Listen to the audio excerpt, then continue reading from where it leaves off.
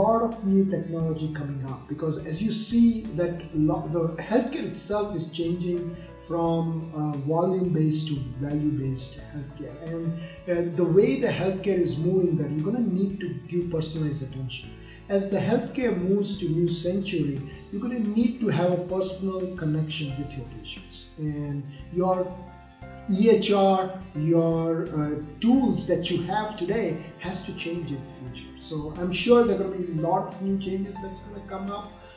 For wound care is concerned, I'm sure there are going to be new stem cell related tissue based products that's going to come out. There are new diagnostic related technology that will come out to be able to check patients' vasculature right in the clinic, and we are already doing beta testing on that. That is the major drawback right now, that you have multiple EHRs all over and they don't communicate with each other. Even our EHR doesn't communicate with hospital. That interface is still missing, and that creates a lot of hurdles in the patient care, because we're not able to see what that patient had previously, or whether if that patient went to another hospital, what tests were done, and those information still we don't get it right away at the point of contact or when we are seeing these patients. So absolutely, as the electronic health records continue to evolve, that will be the first thing, that it has to have an interface, and this electronic health record has to communicate with each other to be able to give a best care to those patients, and kind of prevent duplication. If that patient had some tests done a few days ago, there's no point doing it again if I have that information in front of me.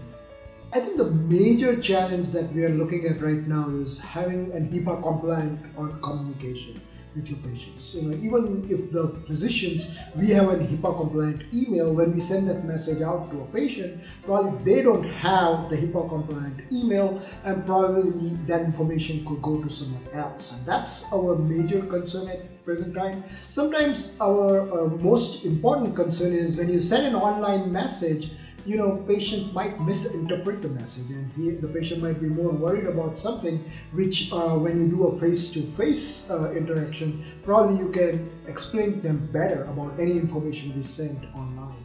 Oh, absolutely. But again, a lot of our patients may not be able to afford some of these technologies. Once this technologies becomes cheaper, which will happen, and which becomes acceptable by our patients who will use it on a regular basis, then definitely this is a good technology. It will absolutely help patients to understand the preventative measures, able to keep them fit, because once they're fit, probably they're going to have less diseases, they're going to have less problem with obesity, their diabetes will be better controlled. So definitely this technology is very useful.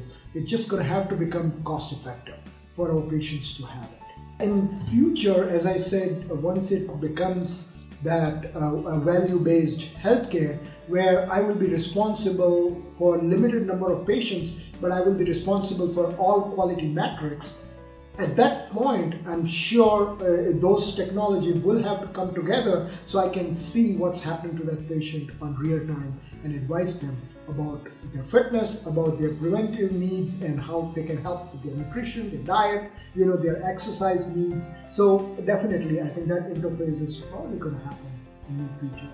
Absolutely.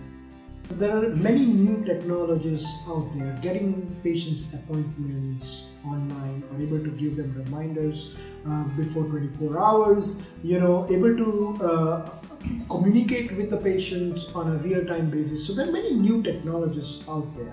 But at the same time, the best thing that works is the unique patient-physician relationship in the exam room, and how you are able to communicate with your patients and able to talk to the patients, able to make them understand their problems. I think that is more important, and absolutely the technology does play a role to make it easier for physicians, but at the same time that you cannot replace that one-to-one communication that happens in the exam room.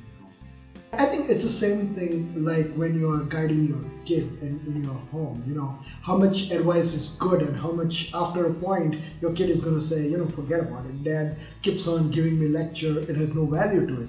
So I guess it's the same way. You're going to have to balance your communication and make sure you point out the most important things that they want to change. Even in our patient-physician visit, we kind of end our visit by saying the most important things. That, okay, here is the 2 things I want you to do before the next appointment. So the same thing with online communication. You don't want to give too much information that they get more confused and not really do anything, rather than do something so authentic and something limited to their main problems so that they really will adhere to that.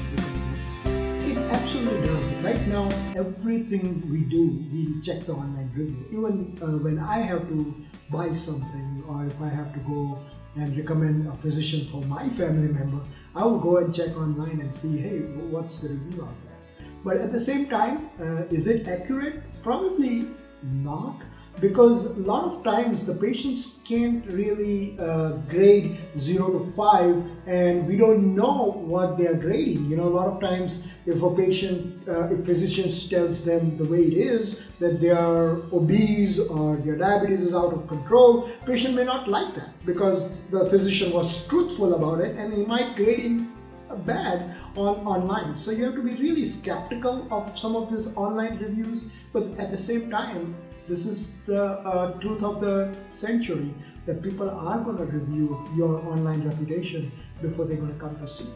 So you have to, as a physician, you should be watching your online reputation and checking what your patient says about it and make changes in your practice if it is real. If someone is really making some comments which is really going to help to change the way you practice, then do it. And a lot of times what I experience is, rather than they going out of their office and then doing online review, if they can do the review right there while the physician has just seen the patient and can give you a real-time information about how the visit was, that might be more useful.